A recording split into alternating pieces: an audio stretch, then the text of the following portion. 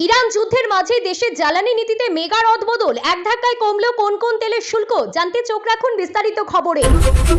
অন্নপূর্ণা ভান্ডারের নামে ভুয়ো ওয়েবসাইট, ফাঁদে পা দিলে বড় বিপদ। কি চলছে, কিভাবে চলছে প্রতারণা, জানতে চোখ রাখুন বিস্তারিত খবরে। টাকা নেই তো কি হয়েছে, শরীর দাও।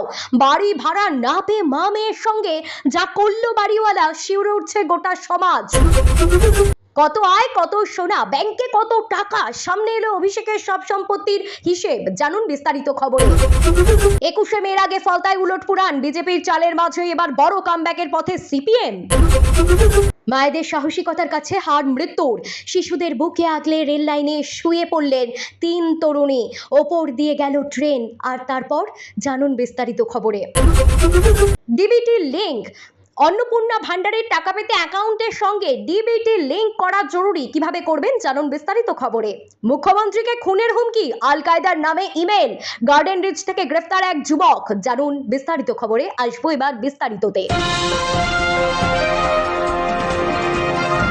ইরান যুদ্ধের আবহে বিশ্ববাজারে অপরিশোধিত তেলের মূল্যে তীব্র উদ্বেগের মাঝেই দেশের জ্বালানি নীতিতে বড় সড় রদবদল করল কেন্দ্র সরকার।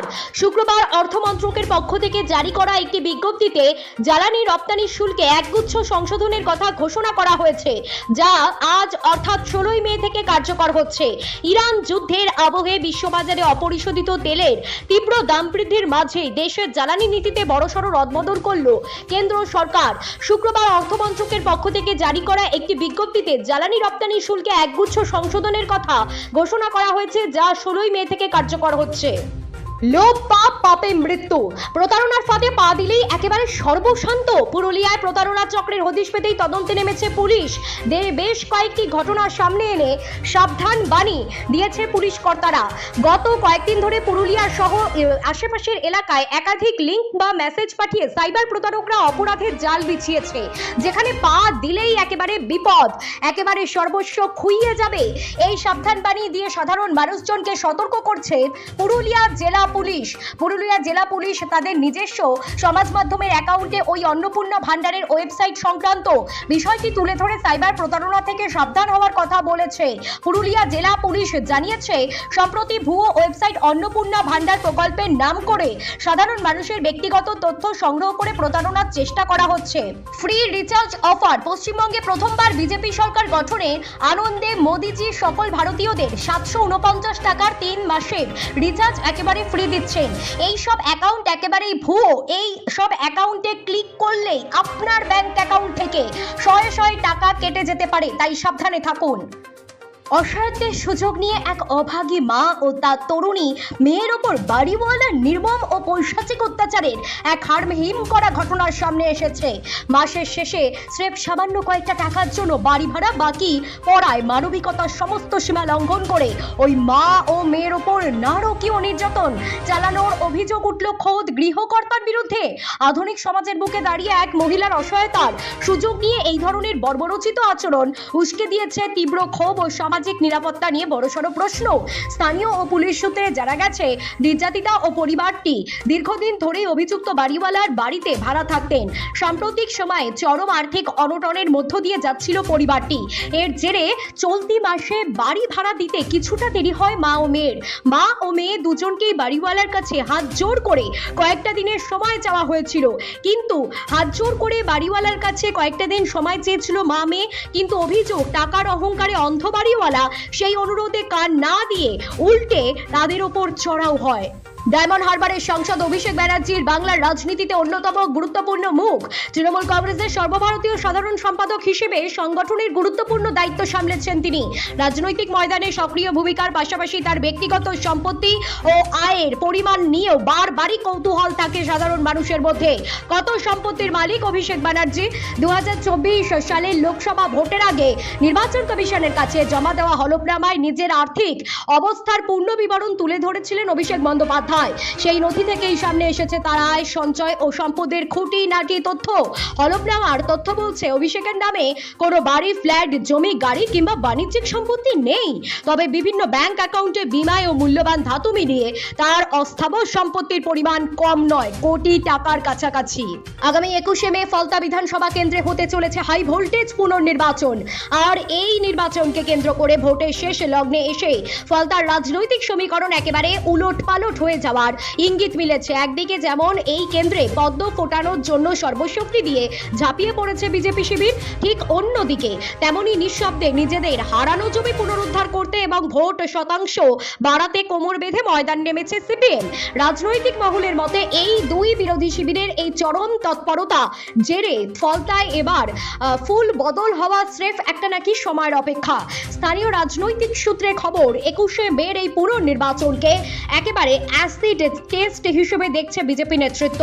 প্রথম দফার ভোটের পর যে সমস্ত বুথে কারচুপির অভিযোগ উঠেছিল সেখানে এবার নিশ্চিদ্র কেন্দ্রীয় বাহিনীর ঘেরাটোপে ভোট করাতে মরিয়া নির্বাচন কমিশন। আর এই কড়া নিরাপত্তার সুযোগ নিয়েই ফলতার মাটিতে ঘাসফুল শিবিরকে হটিয়ে জল ছিনিয়ে আনতে চাইছে বিজেপি।